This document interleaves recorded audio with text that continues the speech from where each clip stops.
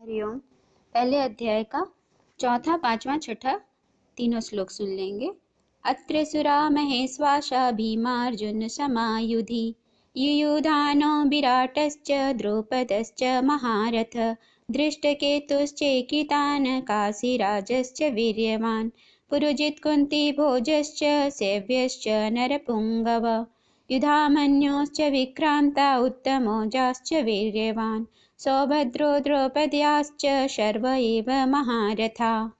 अर्थात इस सेना में बड़े बड़े धनुष वाले तथा युद्ध में भीम और अर्जुन के समान सूरवीर सात्यकी और विराट तथा महारथी राजा द्रुपद, धृष्टकेतु और चेकितान तथा बलवान काशीराज, पुरुजित, कुंती भोज और मनुष्यों में श्रेष्ठ सेव्य पराक्रमी युधामन्यु तथा बलवान उत्तमौजा, सुभद्रा पुत्र अभिमन्यु एवं द्रौपदी के पांचों पुत्र, ये सभी महारथी हैं।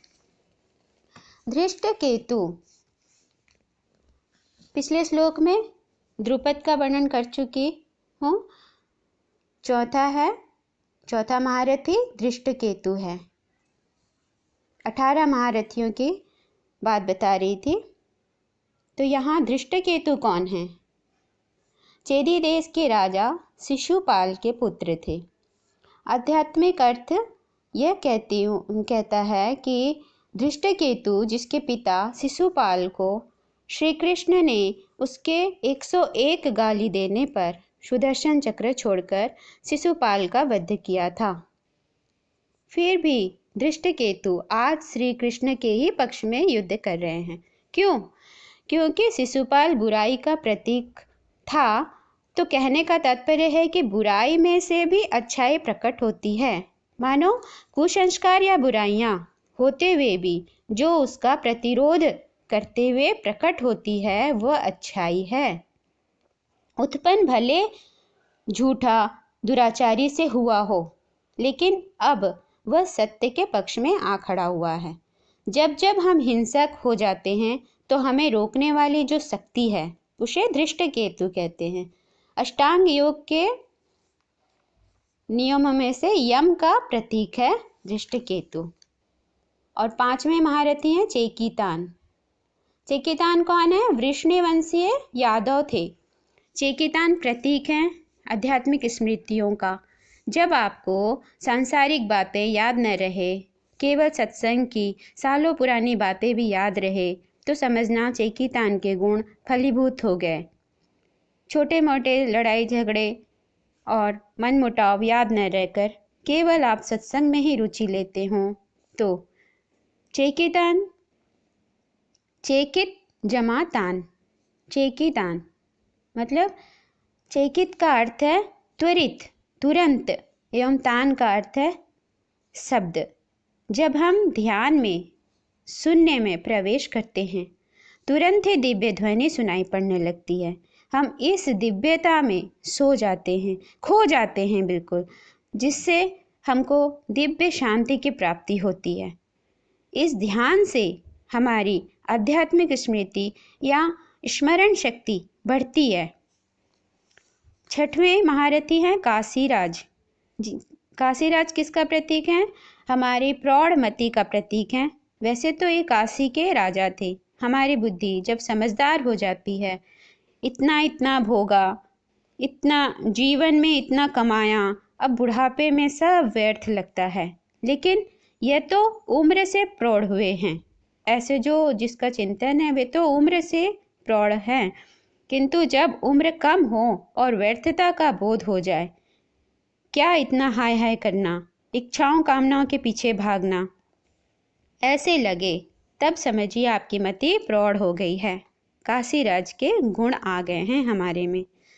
7वें महारथी और 8वें महारथी हैं पुरुजित और कुंती भोज। ये दोनों कुंती के भाई थे और युधिष्ठिर आदि के मामा थे। अष्टांग योग के 8 अंग होते हैं: यम, नियम, आसन, प्राणायाम, प्रत्याहार, धारणा, ध्यान और समाधि। इनमें से प्रत्याहार पुरुजित का आध्यात्मिक अर्थ है, यानी इंद्रिय और मन की अंतर्मुखता। पुरुजित पुर यानी शरीर, और जीत यानी जीतना। जो इस देह पर विजय प्राप्त करता है यानी उसका देहाध्यास, देहासक्ति खत्म हो गया हो। ये इंद्रिय और मन जो हमेशा बहिर्मुखी रहते थे, वो सत्संग से लाभ उठाकर बार बार अंतर्मुखी होकर धारणा दृढ़ करते हुए ध्यान में प्रवेश करता है। ध्यान का मतलब ईश्वर के द्वार के समीप पहुंचना, वहां पहुंचकर समाधि अवस्था में प्रज्ञान अवस्था को प्राप्त करना। इस अवस्था में साधक भगवान के साथ एक हो जाता है और मुक्त हो जाता है। कुंती भोज कुंती का भाई है। कुंती कौन है? पांडु यानी ज्ञान की पत्नी प्रज्ञा है। ज्ञान की पत्नी प्रज्ञा ही हो सकती है। यहाँ भाई अपनी बहन की रक्षा करता है। कैसे? तो ध्यान से समझिएगा। जब साधक का मन और इंद्रिय बहिर्मुखी होगा तो प्रज्ञा नष्ट होने की संभावना है। प्रज्ञा तभी सुरक्षित रह सकती है जब मन और इंद्रिय अंतर्मुखी रहे। तो कुंती का भाई होने के नाते उसकी रक्षा करना, इन मन और इंद्रिय को अंतर्मुखी कर लेना कुंती भोज का दायित्व है।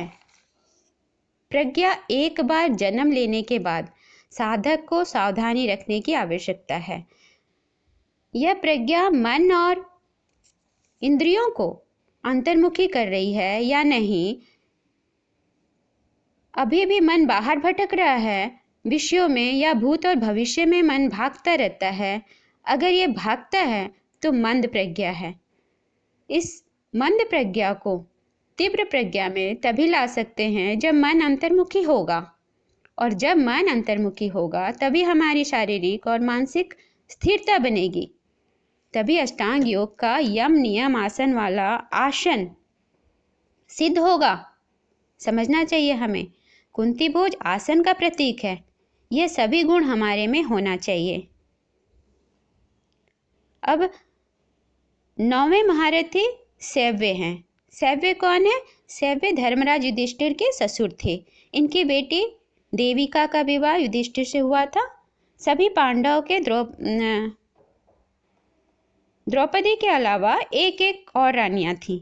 सैव्य मनुष्यों में श्रेष्ठ हैं, यानी अष्टांग योग के नियम में दृढ़ हैं, बड़े बलवान हैं, वीर योद्धा हैं, इसीलिए इन्हें नरपुंगव कहा गया। और 10वें महारथी है युधामन्यु, जो द्रौपदी के भाई थे। पांचाल देश के राजकुमार भी थे। युधामन्यु पतंजलि के अष्टांग योग का प्राणायाम का प्रतीक है।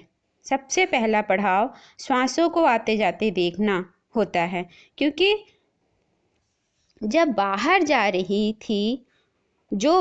रही थी शक्ति, वो अब इकट्ठी हैं। ये प्राणायाम के जरिए शक्ति जब इकट्ठी होती हैं शरीर के अंदर, तभी मेरुदंड की शक्ति सुरक्षित होगी। इसीलिए प्राणायाम साधकों के लिए बहुत जरूरी है। युधामन्यु अर्जुन के पहियों की रक्षा दोनों साइड से, माने दाएं और बाएं दोनों ओर से रक्षा कर सकते थे। इसीलिए इन्हें विक्रांत भी कहा गया। कहने का तात्पर्य है कि जो श्वासों को देखता है एकाग्र पूर्वक, वो कभी भूत और भविष्य में नहीं भटकता, वर्तमान में टिकता है, और तभी हमारे मेरुदंड में बहती ऊर्जा की रक्षा करने में भी सक्षम होता है। आखिर भाई है द्रौपदी का, तो रक्षा करेगा ही। अब 11वें महारथी उत्तमौजा हैं। उत्तमौजा भी द्रौपदी के भाई ही हैं। पांचाल देश के राजकुमार थे। ये भी बड़ा पराक्रमी और बलवान थे, वीर थे। इन्हें वीर्यवान कहा जाता है। आध्यात्मिक अर्थ है उत्तम औजा। उत्तम औजा का उत्तम यानी बहुत सुंदर, एवं ओज यानी शक्ति का एक प्रकार। उत्तम औजा उत्तम ओज का प्रतीक है। ये अर्जुन के रथ को पीछे से संभालते थे, युधामन्यु दाएं और बाएं से संभालते थे। उसी तरह इसका आध्यात्मिक दृष्टिकोण यह हुआ कि जो अन्न हम खाते हैं उससे 7 धातु बनते हैं: रस, रक्त, मांस, मेद, अस्थि, मज्जा और शुक्र। ध्यान से समझेंगे, यदि शुक्र का व्यय ना हो, शुक्र का खर्च ना हो, तो 8वीं धातु ओज बनती है, ओज प्रकटती है, जो तपस्वियों में देखी जाती है, या ऐसा कहेंगे ब्रह्मचर्य से प्राप्त की हुई शक्ति है। ये हमारे शरीर में पूरी शक्ति जो बह जाती थी बाहर, उसे संभालने का काम उत्तम औजा करते हैं। 12वां महारथी सौभद्रो है, यानी अभिमन्यु। भगवान श्री कृष्ण की बहन सुभद्रा का पुत्र सौभद्रो है। अर्जुन और सुभद्रा के मिलन से अभिमन्यु पैदा होता है। अर्जुन विवेक का प्रतीक है और सुभद्रा यानी शुभ आचरण। तो जब विवेक विचार शुभ आचरण करते हैं तो अभिमन्यु जैसे गुण बनते हैं। अभिमन्यु धारणा का प्रतीक है। विचार और आचरण से धारणा का जन्म होता है। यहाँ सत्य को धारण करने के लिए विचार और आचरण दोनों चाहिए। केवल विचार करते बैठेंगे तो भी धारणा नहीं बंधेगी, और केवल जड़ आचरण करेंगे, कर्मकांडी करते रहेंगे बिना विचारे, तो भी सफलता नहीं मिलेगी। धारणा यानी हम कितने समय तक के लिए आत्मा में स्थित रह सकते हैं, आत्मा अनुभूति कितने लंबे समय तक स्थिर रह सकता है, इसका निर्णय धारणा की शक्ति, धारणा के बल पर होता है। आप 24 घंटे आत्मा अनुभूति में रह सकते हैं या फिर कुछ मिनट भी, इसे अभिमन्यु कहते हैं। अब आगे द्रौपदी के 5 पुत्रों की बात आती है। 13वां महारथी जो युधिष्ठिर से उत्पन्न हुआ पुत्र प्रतिविंध्य था। 14वां भीम से उत्पन्न हुआ पुत्र सुत सोम था। 15वां महारथी था अर्जुन से उत्पन्न हुआ श्रुतकर्मा। 16वां नकुल से उत्पन्न हुआ शतनीक था। 17वां सहदेव से उत्पन्न हुआ श्रुतसेन था। और 18वां महारथी तीसरे श्लोक में बताई थी धृष्टद्युम्न के बारे में, उसे समझेंगे। अंत में आपको अष्टांग योग के लक्षण बतलाती हूँ। आप अपने अंदर अवलोकन करना, अपने गुणों और अवगुणों का, जिसके द्वारा चित्त शुद्ध एवं प्रसन्न होकर परमात्मा के मार्ग में प्रवृत्त हो जाता है। पहला है यथाशक्ति शास्त्र विहित स्वधर्म का पालन करना तथा शास्त्र विरुद्ध आचरण का परित्याग करना। प्रारब्ध के अनुसार जो कुछ मिल जाए उसी में संतुष्ट रहना। आत्मज्ञानियों के चरणों की पूजा करना। दूसरा है विषय वासनाओं को बढ़ाने वाले कर्मों से दूर रहना। संसार बंधन से छुड़ाने वाले धर्मों में प्रेम करना। पवित्र और परिमित भोजन करना। निरंतर एकांत और निर्भय स्थान में रहना। तीसरा है मन, वाणी और शरीर से किसी जीव को न सताना, सत्य बोलना, चोरी न करना, आवश्यकता से अधिक वस्तुओं को संग्रह न करना, ब्रह्मचर्य का पालन करना, तपस्या करना, धर्म पालन के लिए कष्ट सहना और बाहर भीतर से पवित्र रहना, शास्त्रों का अध्ययन करना, भगवान की पूजा करना। चौथा है वाणी का संयम करना, उत्तम आसनों का अभ्यास करके स्थिरता पूर्वक बैठना, धीरे धीरे प्राणायाम द्वारा श्वास को जीतना, इंद्रियों को मन के द्वारा विषयों से हटाकर अपने हृदय में ले जाना। पांचवा है मूलाधार आदि किसी एक केंद्र में मन के सहित इस प्राणों को स्थिर करना, निरंतर भगवान की लीलाओं का चिंतन और चित्त को समाहित करना। छठा है इनसे तथा व्रत दानादि दूसरे साधनों से भी सावधानी के साथ प्राणों को जीत कर बुद्धि के द्वारा अपने कुमार्गगामी जो दुष्ट चित्त को धीरे धीरे एकाग्र करता है, परमात्मा के ध्यान में लगाता है।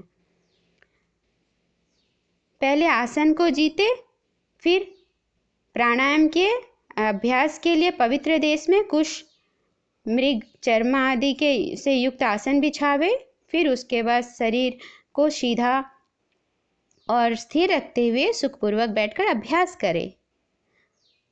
आठवां है आरंभ में पूरक, कुंभक और रेचक कर्म से अथवा इसके विपरीत रेचक, कुंभक और पूरक करके प्राण के मार्ग का शोधन करे, जिससे चित्त स्थिर और निश्चल हो जाए। जिस प्रकार वायु और अग्नि से तपाया हुआ सोना अपने मल को गंदगी को त्याग देता है, उसी प्रकार जो योगी प्राण वायु को जीत लेता है उसका मन बहुत शीघ्र शुद्ध हो जाता है। अतः योगी को उचित है कि प्राणायाम से वात पित्त आदि जनित दोषों को, धारणा से पापों को और प्रत्याहार से विषयों के संबंध को और ध्यान से भगवत मुखी करने वाले राग जो हमको भगवान से विमुख करता है, ऐसे राग द्वेष आदि दुर्गुणों को दूर करता है। जब योग का अभ्यास करते करते चित्त निर्मल और एकाग्र हो जाए तब नासिका के अग्रभाग में दृष्टि को जमाकर भगवान का ध्यान करें। हरिओम तत्सत।